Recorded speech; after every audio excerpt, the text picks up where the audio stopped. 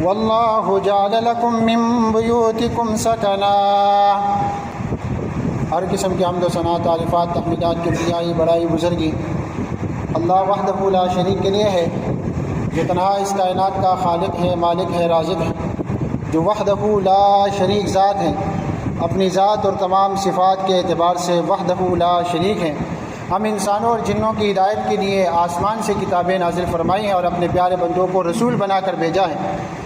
کتابوں کا سلسلہ قرآن مجید فرقان حمید پر مکمل فرمایا ہے، اور رسولوں کا سلسلہ ہمارے اور آپ کے پیارے پیغمبر محمد الرسول اللہ صلی اللہ علیہ وآلہ وسلم پر مکمل فرمایا۔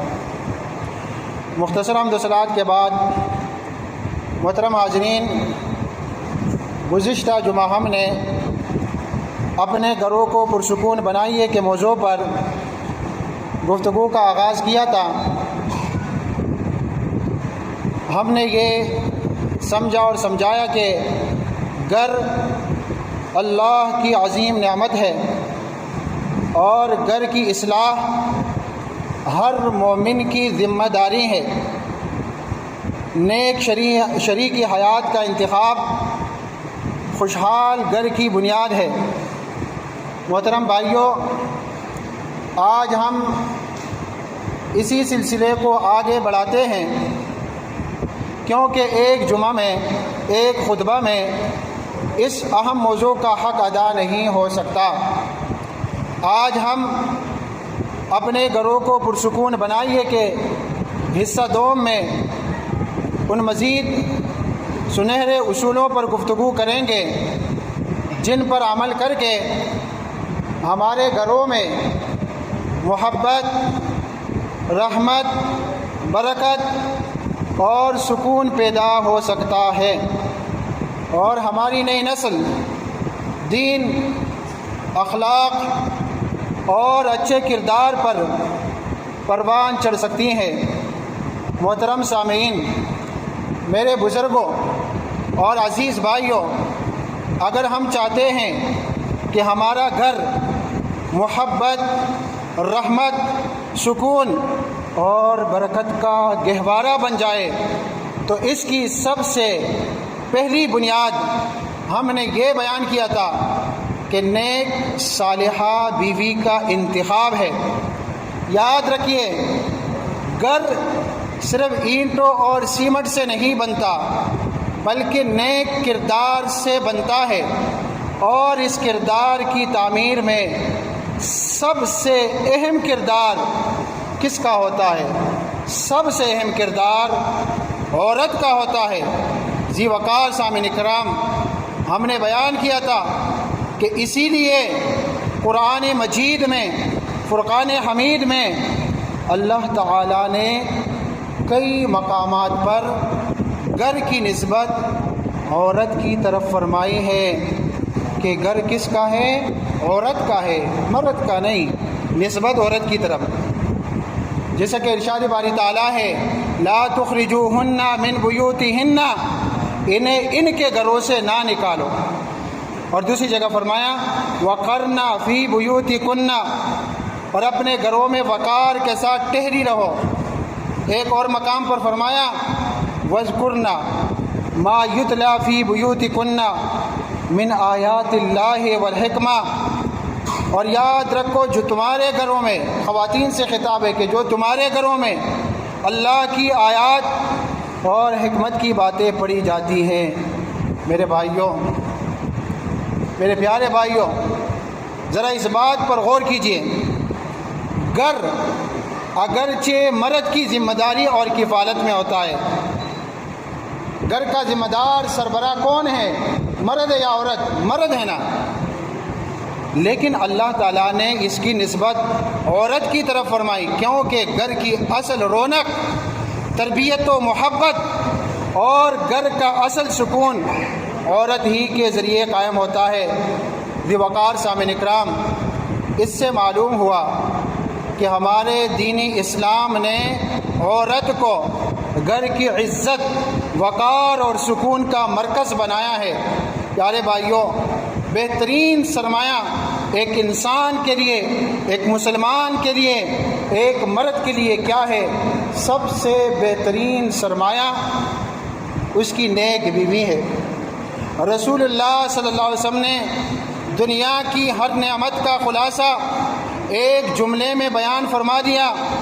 عبداللہ بن عمر رضی اللہ عنہ سے روایت ہے کہ ہمارے اور آپ کے پیارے پیغمبر محمد الرسول اللہ صلی اللہ علیہ وسلم نے فرمایا، الدنیا متاع وخیر متاع الدنیا المرأة الصالحہ۔ دنیا ایک فائدہ اٹھانے کی چیز ہے، اور دنیا کی سب سے بہترین نعمت کیا ہے؟ فرمایا ہمارے رسول نے کہ دنیا کی سب سے بہترین نعمت نیک بیوی، صالحہ بیوی ہے۔ میرے بھائیوں، یاد رکھیے کہ جس انسان کے پاس اچھی گاڑی تو ہو، خوبصورت بنگلہ ہو، بڑا کاروبار ہو، لیکن اگر اس کی بیوی نیک نہ ہو تو اس کا گھر جنت نہیں بن سکتا۔ اور اگر کسی کی آمدنی کم ہو، اس کا گھر بھی چھوٹا ہو، لیکن اس کی بیوی اللہ والی ہو، صبر کرنے والی ہو، دیندار ہو، وفادار ہو، تو وہی گھر جنت کا نمونہ بن جاتا ہے۔ اور حدیث میں ہے، ثوبان رضی اللہ عنہ سے روایت ہے کہ رسول اللہ صلی اللہ علیہ وسلم نے فرمایا، لِيَتَّخِذْ أَحَدُكُمْ قَلْبًا شَاكِرًا وَلِسَانًا ذَاكِرًا وَزَوْجَةً مُؤْمِنًا تُعِينُهُ عَلَى أَمْرِ الْآخِرَةِ۔ اس حدیث کا ترجمہ کیا ہے؟ فرمایا، تم میں سے ہر شخص شکر گزار دل، اللہ کا ذکر کرنے والی زبان اور ایسی مؤمنہ بیوی اختیار کرے جو آخرت کے کاموں میں اس کی مددگار بنے۔ میرے عزیز بھائیوں، بیوی صرف دنیا کی ساتھی نہیں بلکہ آخرت کی ساتھی بھی ہونی چاہیے۔ وہ شوہر کو نماز کی یاد دلائے، قرآن مجید کی تلاوت کی ترغیب دے، گناہوں سے روکے، اولاد کی صحیح تربیت کرے، اور گھر کے ماحول کو ایمان، محبت اور سکون سے بھر دے۔ ایسی بیوی اللہ تعالیٰ کی بہت بڑی نعمت ہے۔ محترم سامعین، گھر کو پرسکون بنانے کا ایک نہایت اہم اصول یہ بھی ہے کہ نکاح کی بنیاد حسن، مال، خاندان یا ظاہری خوبصورتی پر نہیں بلکہ دین اور اچھے اخلاق پر رکھی جائے۔ جس گھر کی بنیاد تقویٰ پر رکھی جائے، اللہ سبحانہ و تعالیٰ اس گھر میں محبت، رحمت اور سکون نازل فرماتا ہے۔ اسلام نے صرف مرد کو ہی نیک بیوی تلاش کرنے کا حکم نہیں دیا بلکہ لڑکی کے والدین اور سرپرستوں کو بھی یہی تعلیم دی ہے کہ وہ داماد کا انتخاب کرتے وقت سب سے پہلے اس کے دین اور اخلاق کو دیکھے۔ رسول اللہ صلی اللہ علیہ وسلم نے فرمایا، عن ابی ہریرہ رضی اللہ عنہ قال قال رسول اللہ صلی اللہ علیہ وسلم، اذا اتاکم من ترضون دینہ وخلقہ فزوجوه الا تفعلوا تکن فتنة فی الارض وفساد عریض۔ یہ سنن ابن ماجہ کی حدیث ہے کہ ہمارے اور آپ کے پیارے پیغمبر محمد الرسول اللہ صلی اللہ علیہ وسلم نے فرمایا، جب تمہارے پاس ایسا شخص رشتہ لے کر آئے جس کے دین اور اخلاق سے تم مطمئن ہو تو نکاح کروا دیا کرو۔ اگر تم ایسا نہیں کرو گے تو یہ امر زمین میں باعث فتنہ و فساد بنے گا۔ میرے عزیز بھائیوں، ذرا غور کیجئے، رسول اللہ صلی اللہ علیہ وسلم نے یہ نہیں فرمایا کہ اس کی دولت دیکھو، اس کا بنگلہ دیکھو، اس کی گاڑی دیکھو، اس کا عہدہ دیکھو، بلکہ فرمایا اس کا دین دیکھو، اس کا اخلاق دیکھو، کیونکہ مال ختم ہو سکتا ہے، حسن ڈھل سکتا ہے، عہدہ چھن سکتا ہے، لیکن اگر انسان کا کردار اچھا ہو تو وہ ساری زندگی گھر کو جنت بنائے رکھتا ہے۔ اسی لیے نکاح سے پہلے دونوں خاندانوں کو چاہیے کہ پوری تحقیق کرے، دین، اخلاق، نماز، معاملات، کردار اور عادات کے بارے میں اطمینان حاصل کرے، پھر استخارہ اور مشورے کے بعد اللہ پر بھروسہ کرتے ہوئے رشتہ طے کرے۔ ایسی بنیاد پر قائم ہونے والے گھروں میں سکون بھی ہوتا ہے، برکت بھی ہوتی ہے اور اولاد بھی صالح پیدا ہوتی ہے۔ اب بد اخلاقی کا انجام۔ محترم سامعین، جس طرح شریعت نے نیک شریکی حیات اختیار کرنے کی ترغیب دی ہے، اسی طرح بد اخلاقی کے نقصانات سے بھی آگاہ فرمایا ہے۔ رسول اللہ صلی اللہ علیہ وسلم نے فرمایا، ثلاثۃ یدعون اللہ فلا یستجاب لهم، رجل كانت تحته امرأة سيئة الخلق فلم يطلقها، ورجل كان له على رجل مال فلم يشهد عليه، ورجل أتى سفيها ماله، وقد قال الله عز وجل ولا تؤتوا السفهاء اموالکم۔ یہ سورۃ النساء کی آیت نمبر 5 آخر میں رسول اللہ صلی اللہ علیہ وسلم نے بیان فرمایا، جو حدیث مستدرک للحاکم میں ہے۔ امام البانی رحمۃ اللہ علیہ نے اس کی سند کو صحیح قرار دیا ہے۔ اس حدیث کا ترجمہ کیا ہے؟ فرمایا 3 ایسے لوگ ہیں جو اللہ تعالیٰ سے دعا کرتے ہیں لیکن ان کی دعا قبول نہیں ہوتی۔ وہ 3 قسم کے لوگ کون ہیں؟ ایک وہ شخص جس کی بیوی بد اخلاق ہو، بد کردار ہو اور وہ اسے اصلاح کے تمام شرعی طریقے اختیار کرنے کے باوجود طلاق نہ دے۔ ایک شخص، دیکھو طلاق ہمارے دین میں اللہ کے ہاں ناپسند ہے، لیکن ایک شخص کی بیوی بد کردار ہے، سمجھانے کے باوجود بد اخلاق ہے، بدتمیز ہے اور وہ نہیں سمجھتی۔ جو شریعت نے طریقے بتائے ہیں کہ ان طریقوں پر اپنی بیویوں کو سمجھاؤ، سارے طریقے سمجھانے کے باوجود بھی خاموش رہتا ہے اور اس کی بد کرداری کو جو ہے نا اس پر خاموشی اختیار کرتا ہے، تو فرمائے کہ ایک وہ شخص جس کی بیوی بدتمیز، بد اخلاق، بد کردار ہو اور اسے اصلاح کے تمام شرعی طریقے اختیار کرنے کے باوجود طلاق نہ دے، تو ایسے شخص کی دعائیں قبول نہیں ہوتی۔ دوسرا وہ شخص جس نے قرض دیا مگر گواہ نہ بنایا۔ ایک شخص آپ کے پاس آیا، کہتا ہے 1,00,000 روپے قرض چاہیے، آپ نے فوراً دے دیے اور بیچ میں کسی کو گواہ بھی نہ بنایا، بعد میں آپ کے لیے پریشانی ہوتی ہے، پھر آپ دعائیں کرتے ہیں قبول نہیں ہوتی ہے، تو فرمایا کہ قرض دیا مگر گواہ نہ بنائے، تو گواہ بنانا ہے۔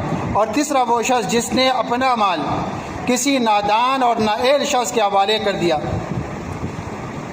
اس حدیث کی تشریح کرتے ہیں میرے محترم بھائیوں، اس حدیث کا ہرگز یہ مطلب نہیں کہ معمولی بات پر طلاق دے دی جائے۔ اسلام نے سب سے پہلے نصیحت کا حکم دیا، پھر مفاہمت کی کوشش کا حکم دیا، پھر خاندان کے بڑوں کے ذریعے صلح کرانے کا حکم دیا۔ اگر ان تمام شرعی ذرائع کے باوجود بھی عورت مسلسل بد زبانی، نافرمانی، ظلم اور بد اخلاقی پر اڑی رہے اور ازدواجی زندگی ناقابل برداشت ہو جائے، تو پھر شریعت نے طلاق کو آخری جائز حل قرار دیا ہے، آخری جائز حل کے طور پر رکھا ہے۔ لہٰذا اگر کوئی شخص تمام جائز اسباب چھوڑ کر صرف دعا ہی کرتا رہے، یا اللہ میری بیوی کو بدل دے، یا اللہ میری بیوی کو بدل دے، لیکن وہ شرعی طریقہ اختیار نہ کرے جو اللہ نے رکھا ہے، تو یہ اسباب کو چھوڑ دینا ہے، اور اسی معنی میں اس حدیث میں تنبیہ فرمائی گئی ہے۔ میرے بھائیوں، آج ہمارے معاشرے میں رشتے دین اور اخلاق پر نہیں بلکہ دولت، نوکری، گاڑی، بنگلے اور خاندان پر کیے جاتے ہیں، اور پھر چند مہینوں بعد وہی گھر عدالتوں، جھگڑوں اور طلاقوں کا مرکز بن جاتا ہے۔ یاد رکھے، خوبصورتی گھر کو نہیں بچاتی، کردار بچاتا ہے۔ دولت گھر کو نہیں سنبھالتی، تقویٰ سنبھالتا ہے۔ اور صرف محبت کافی نہیں، محبت کے ساتھ دین اور حسن اخلاق بھی ضروری ہیں۔ آئیے عہد کریں کہ اپنے بیٹوں اور اپنی بیٹیوں کے رشتے طے کرتے وقت سب سے پہلے دین، تقویٰ اور حسن اخلاق کو معیار بنائیں گے، تاکہ ہمارے گھر سکون، رحمت اور برکت کے گہوارے بن جائے۔ اللہ تعالیٰ ہر مسلمان کو دیندار، با اخلاق، صالح شریک حیات عطا فرمائیں، ہمارے گھروں میں محبت، سکون اور رحمت نازل فرمائیں، اور ہماری اولاد کو ہمارے لیے صدقہ جاریہ بنا دے۔ محترم سامعین کرام، اگر ہم واقعی اپنے گھروں کو سکون کا گہوارہ بنانا چاہتے ہیں تو اس کی ابتدا نیک اور دیندار شریک حیات کے انتخاب سے ہوگی۔ رسول اللہ صلی اللہ علیہ وسلم نے فرمایا، تنکح المرأۃ لأربع، لمالها ولحسبها ولجمالها ولدینها فاظفر بذات الدین تربت یداک۔ یہ صحیح بخاری اور صحیح مسلم کی حدیث ہے کہ عورت سے 4 وجوہات کی بنا پر نکاح کیا جاتا ہے، اس کے مال، حسب و نسب اور حسن و جمال اور دین کی وجہ سے۔ لیکن تم اے مسلمانوں دیندار عورت کو اختیار کرو، یہی تمہاری کامیابی ہے۔ میرے عزیز بھائیوں، رسول اللہ صلی اللہ علیہ وسلم نے مال، حسن اور خاندان کا انکار نہیں کیا، لیکن ترجیح دین کو دی۔ یاد رکھے، خوبصورتی وقت کے ساتھ مان پڑ جاتی ہیں، دولت تو آتی جاتی رہتی ہے، خاندانی شان بھی ختم ہو سکتی ہے، لیکن دین اور اچھے اخلاق پوری زندگی گھر کو جنت بنائے رکھتے ہیں۔ حدیث میں فض پر کامیابی حاصل کیجیے، اس کا مطلب یہ ہے کہ دیندار عورت کو مضبوطی سے اختیار کرو، اسے اپنی کامیابی سمجھو۔ اگر آپ کی بیوی نیک ہے، صالحہ ہے، تو یہ آپ کی کامیابی ہے۔ اپنی زندگی کا ساتھی بناؤ۔ اگر نکاح کی بنیاد دین پر ہوگی تو گھر میں محبت بھی ہوگی، تربیت بھی ہوگی اور نیک اولاد بھی پروان چڑھے گی۔ محترم سامعین اکرام، میں آپ کی خدمت میں سیدنا عمر بن خطاب رضی اللہ عنہ کے دور کا ایک نہایت سبق آموز واقعہ پیش کرتا ہوں، جو والدین کی ذمہ داری کو بڑی خوبصورتی سے واضح کرتا ہے۔ ایک شخص امیر المؤمنین عمر بن خطاب رضی اللہ عنہ کی خدمت میں حاضر ہو کر اپنے بیٹے کی نافرمانی کی شکایت کرتے ہوئے عرض کیا، اے امیر المؤمنین، میرا بیٹا میری بات نہیں مانتا، میری نافرمانی کرتا ہے۔ عمر رضی اللہ عنہ نے فوراً اس کے بیٹے کو بلوایا اور ابتدا میں اسے نصیحت کی کہ والدین کے حقوق بہت عظیم ہیں، تمہیں اپنے والد کی اطاعت اور احترام کرنا چاہیے۔ لڑکے نے انتہائی ادب سے عرض کیا، اے امیر المؤمنین، کیا جس طرح والد کا بیٹے پر حق ہے، کیا اسی طرح بیٹے کا بھی والد پر کوئی حق ہے؟ عمر رضی اللہ عنہ نے فرمایا، ہاں یقیناً بیٹے کے بھی والدین پر حقوق ہیں۔ اس نے عرض کیا، وہ حقوق کیا ہیں؟ عمر رضی اللہ عنہ نے فرمایا، این تقیہ امہ ویحسن اسمہ ویعلمہ القرآن، یعنی اس کے لیے نیک پاک دامن اور صالحہ ماں کا انتخاب کریں۔ بندہ جب شادی کریں تو نیک بیوی کا انتخاب کریں، کیونکہ جو اولاد پھر ہوگی انشاءاللہ دیندار ہو۔ فرمایا کہ اس کا اچھا اور باوقار نام رکھیں۔ اللہ نے اولاد دیا، اولاد سے نوازا، بیٹا دیا، بیٹی، تو اچھا اور باوقار نام رکھے اور اپنی اولاد کو قرآن مجید کی تعلیم دے اور دینی تربیت کریں۔ یہ سن کر اب لڑکے نے کیا عرض کیا؟ فرمایا، اے امیر المؤمنین، میرے والد نے تو ان تینوں حقوق میں سے ایک بھی حق ادا نہیں کیا۔